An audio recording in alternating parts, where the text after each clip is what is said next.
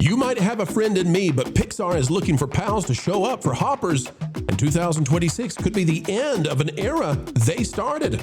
Today we'll tell you why the Walt Disney Company should be very worried about animation, and Toy Story 5, Hoppers, could be the whimper instead of the bang that leads Pixar out of an era they sprang into existence.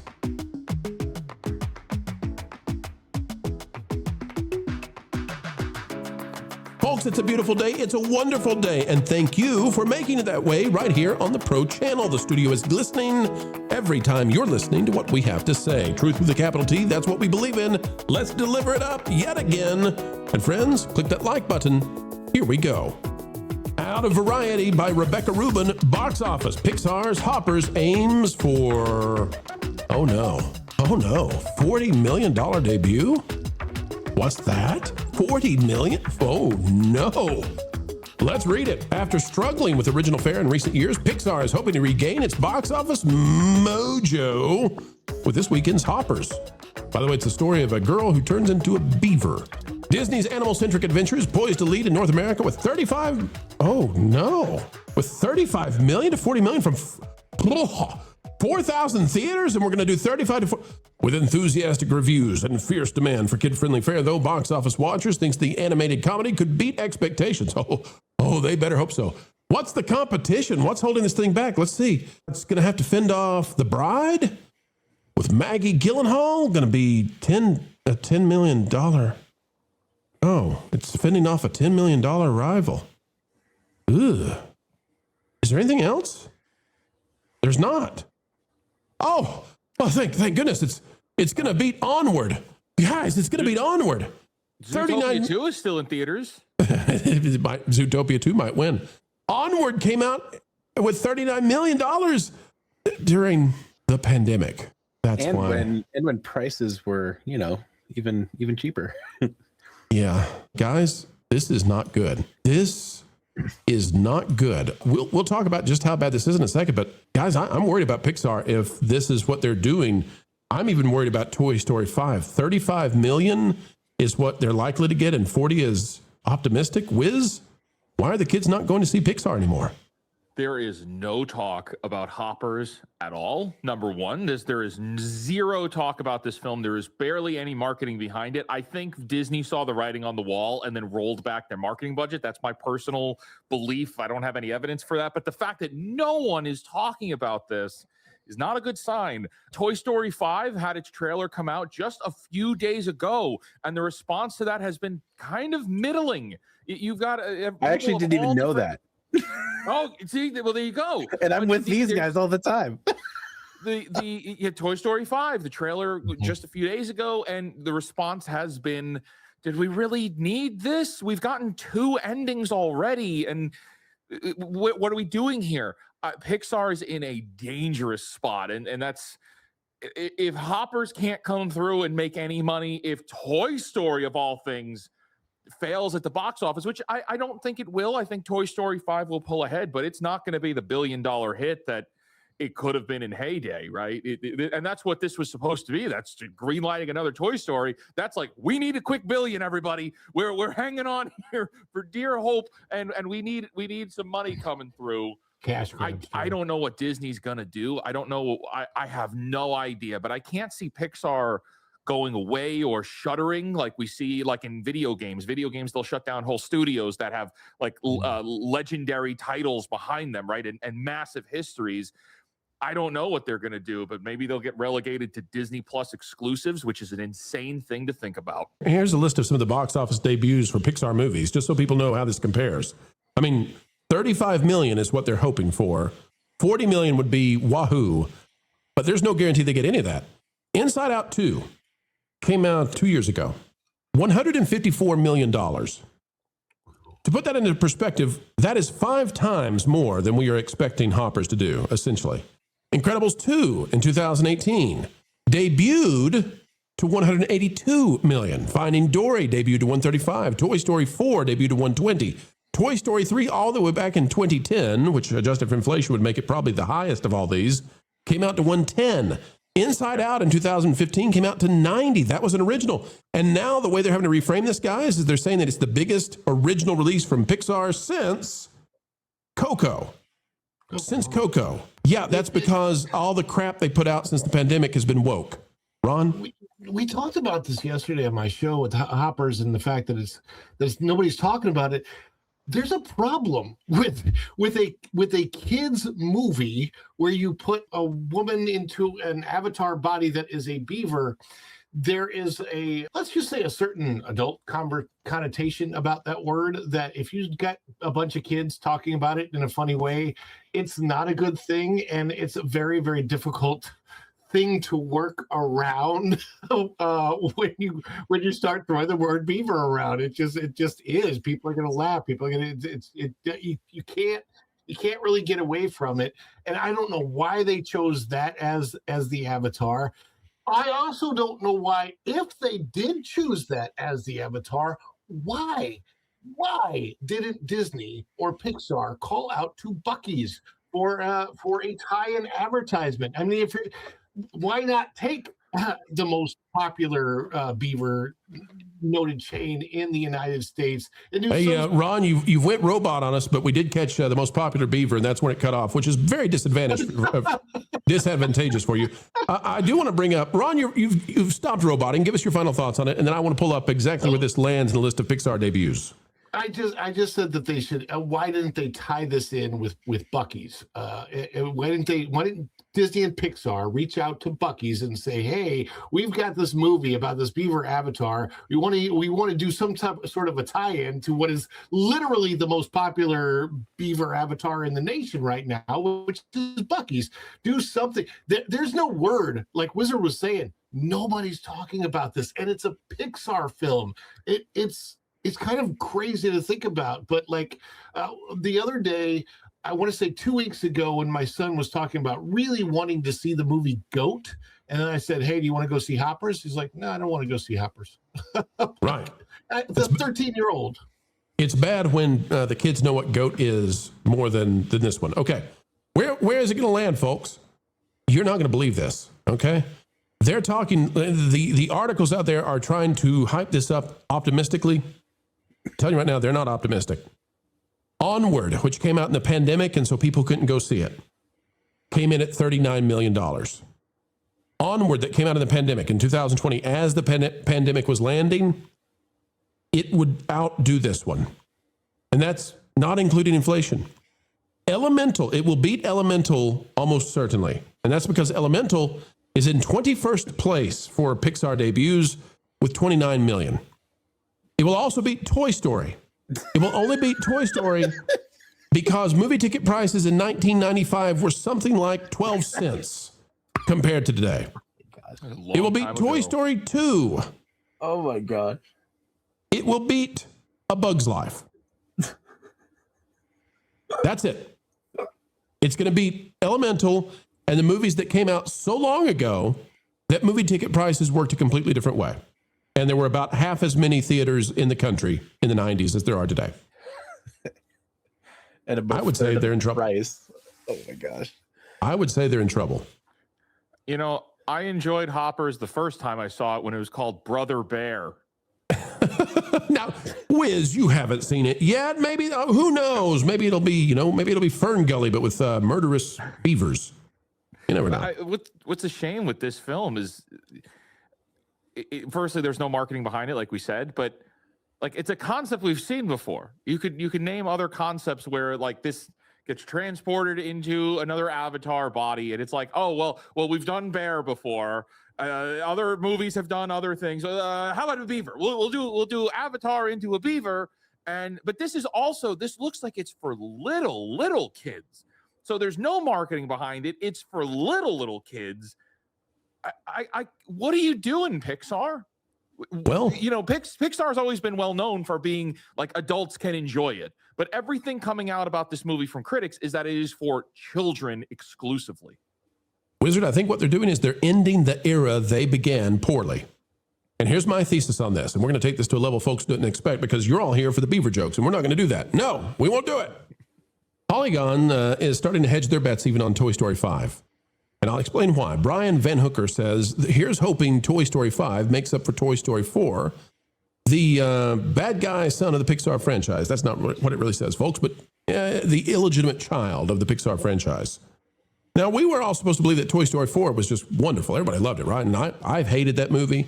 I can't stand it. It fundamentally changes Woody. It's unnecessary. It takes a perfect trilogy and messes it up, mucks it up. I refused to watch it. Well, the media is starting to admit it, Steve. They're starting to admit that it's a problem. And I think that's because I think they're worried about Toy Story 5. And here's the thesis I'll throw at you. I think this is the last year that these studios can make movies, animated movies, and the average person cannot. Or at least it's the last year that they can make these animated shows and movies and a very high-skilled person with AI tools cannot. And so I think that the era of them making these things is ending. I think they're going to have to come up with new art styles that have never been done before to differentiate themselves from AI. And I think that we are on the path now to people making their own cartoons. And so I think that this very powerful Pixar that has led the industry for decades, it went woke, and it's gonna limp down, crouch down, and go out with a whimper, not with a bang. Lauren, what say you? Steve, you got a thought on that? Tell me what you think. I'm actually wondering, is this self-sabotage so they can justify moving to AI? Well, I don't know that that's how it's happening, but that's the pragmatic result of it, right? I'm just like, because it just seems so intentional. Because like I just keep thinking about how easy it would be for them to make money telling stories that people actually enjoyed. And not that this is about Warner Brothers and all that kind of stuff, but can you imagine how easy it would be for the Ellisons to make money if they made sure that like their studios made movies that people actually wanted to see, telling stories that they actually wanted to see? They could very easily get out of debt by just telling the stories that people want to see. I'm actually going to play devil's advocate here, because you're assuming that they want to make something that will entertain people. If you were in their shoes, and again, devil's advocate, I'm not saying that this is what I think should happen, but if you had a business model where you could actually insult the people you didn't like and still get paid, actually, that's kind of your shtick with Wilton. I'm just going to say that is my shtick. I mean, this seems like it should be right up your alley, man. But the thing is, though, like, obviously, there's an element of the fact that with, like, Wilton, everyone knows that Wilton's a character, right? Like, Wilton is, well, he's my inside voice outside. But it's not done with mean intent, whereas what they're doing is with mean intent. And so... But they're also justifying it to themselves as that they are enlightening people as to what they should be. They're also getting a self-righteousness kick off of this thing. So sure. they get all the benefits. They get to feel good about themselves, they get paid, and they get to vent the bile that they hold inside themselves. On the Disney side, I completely disagree with, I agree with you on like the Disney side. I agree with you in general, obviously. Like there's not much, I'm not going to fight you on that too hard, but like with the Ellisons, like this isn't their thing. So I'm like, they could easily get out of all of the Paramount and Warner Brothers debt. That's just my only thought. But now, would they? I don't think they're going to. But I think this will just be another dumpster fire that is going to fake save theaters. But the fact that again, like this is going to be so bad on the box office front, like I'm actually curious, like, is this a self-sabotage technique, or is Disney actually trying to figure out a way to get rid of Pixar so that they have the opportunity to downsize their animation studios? Like I don't believe that for a minute, because they would have to center the conversation as we have to migrate to AI because we suck so bad that AI is better than what we're producing. There's no way to make that come out and sound good. So, but what I would say is the Ellison thing.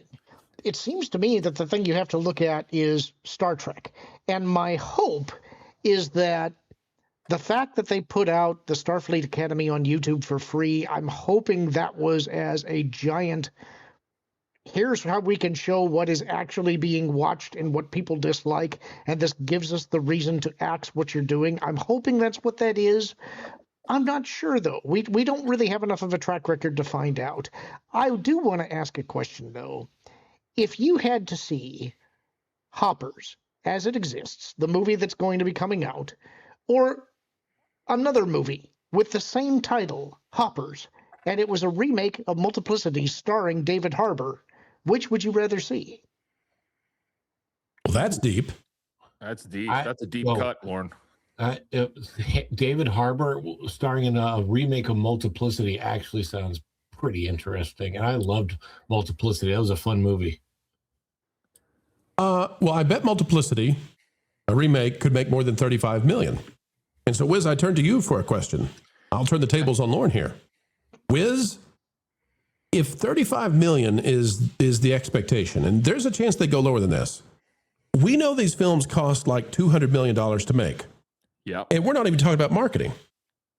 So, Wiz, if I'm the average person who just has a dream of making an animated movie next year or the year after, it seems to me that I can do that for way less with AI real soon. I think the entire economic model for these films is about to be done. I think this is the last year even that they can confidently bring these things out. And I'm not sure they can confidently anymore. And I think it's going to go past just animation. This movie, I pulled it up, $150 million production budget. That doesn't include marketing. Right. Now, maybe the marketing's not too high on this one. Doesn't matter. They still spent $150 million on this. Well, it's also the stated budget, not the actual spend. So we have to be, not the actual. Yeah. And it's shipping at the beginning of March at a time in the movie theater era where it's just dying off and people are not going to theaters because the movies aren't good enough to warrant going. And you have people all around the world that want to make movies, or they want to make their own shows, or they want to make their own animes, or their own books or mangas or games. And the technology that is rising up right now is giving people the ability to do that. Is it perfect? No. No, it's not even close. But every single day we see something new that's slightly better than the last thing. Every single day we're seeing something new somewhere. I mean, at least every week we're seeing a new Star Wars project. I know Lauren talks about this all the time. We talk about it often. A new Star Wars project that is pushing the boundaries of what AI can produce and how realistic it's looking, how cinematic everything is becoming. And we're inching along till eventually. I don't know what Disney's going to do. I don't know what any of these Hollywood studios are going to do. I'm looking forward to their failure because it's going to open the door for anybody, a kid with a laptop, all the way to somebody who's in there just retired, had a long career and just retired, and I want to tell stories. Well, guess what? Now you can tell whatever stories you want in whatever medium you want, whatever platform you want, and let the best storyteller win. Go ahead, Steve. My only pushback really is going to be, I wonder how centralized this conversation is to Disney as opposed to everyone else. Because again, we got Mario and Minions coming out, and Mario's going to make $1 billion. And a lot of people are talking about those movies. And Mario's going to make $1.5 billion. That's why I think this is a more Disney-centric conversation. Will Disney be able to survive AI? I think they realize they can't, and that's why they're willing, because there's that whole deal with ChatGPT, which I don't know where that's at, but if they were willing to at least give their character rights over to ChatGPT for Sora so that people can make stories with their characters. No one else. And then, Steve, they're going to put that on Disney Plus. They're literally going to take the stuff people make in Sora. They've said this and put it into Disney Plus. And that's my point. So we see that Disney is willing to self-sabotage, but no one else is. So what? That's what I'm trying to understand. What's the actual play here? Because this can't just be them just so incompetent. It's just not that, right? It's not the maliciousness that Lauren was talking about earlier. There's something else going on. They're giving it all they got. Just maliciousness. I'm saying incompetence as well. Yeah, Steve. To your point, what else that we've all covered was also released in March and bombed? Snow White. I think March is the month where they send movies to die. The curse of the Zeg. They don't have any hope in this film at all, and it's put out now to just sink it. But again, though, that's a Disney thing. So that's just where I keep coming back to. these are Disney's strategies. These are Disney's failures. These are Disney's problems. No one else is really repeating them. I mean, Paramount is just like, I'm going to be creative and make my own mistakes and just really destroy our own properties in a unique way. But Disney is just self-sabotaging just in the most blatant of ways. So I just don't get it. I don't understand. I don't think they have people working in the, whether it be at the writer level, the marketing level, the production level, or especially the corporate level. Disney no longer has people working in this company that can relate to normal human beings, not even just normal Americans, normal human beings. They are so integrated into their own methodologies and their own belief systems, and it's not even a political thing. It's not even more of an ideological thing. It's just they think they're better than everybody else, that they've got their worldviews are better. It's insular thinking, which goes back to the whole like, why didn't they pair with Buc-ee's? My thought was like, Disney is insular. They would never be able to pair with Buc-ee's because now they'd be lending credence to someone else's brand, where they just want to lend all of that to themselves. Well, even better, it would be smart to turn them down. Right. Well, even better. Better off having nothing to do with them. Don't sabotage our company. Yeah. Let's talk about the insular thinking. How about at some point in the creative process, when you went to the executives and said, yeah, we got a plan for a movie we're going to put out for little kids. We're going to have a girl turn into a beaver. How about at that point, the executive looked and said, get out. Put this baby to bed. This video is over. Turn off the lights, but not quite yet, folks, because we do ask one final thing before we say goodbye. And that is, would you consider clicking the like button, share, subscribe, click it and stick it to those algorithms. It is the notification bell, and drop a comment down below. Also greatly appreciated. Anytime you would like to share this out on your favorite social media platforms, well, we would love that. And we'd also love to hear your thoughts. Folks, drop a comment down below and use that beautiful mind of yours. If you would not mind, we'd love to know what you're thinking. Also, if you would like to become a member of the channel, it's as simple as clicking the join button. It is the price of a soda per month, and you'll gain access to all kinds of new, cool, exclusive information. Folks, until the next time, we have the honor of spending time with you. Keep learning, keep growing, and as always, keep having fun.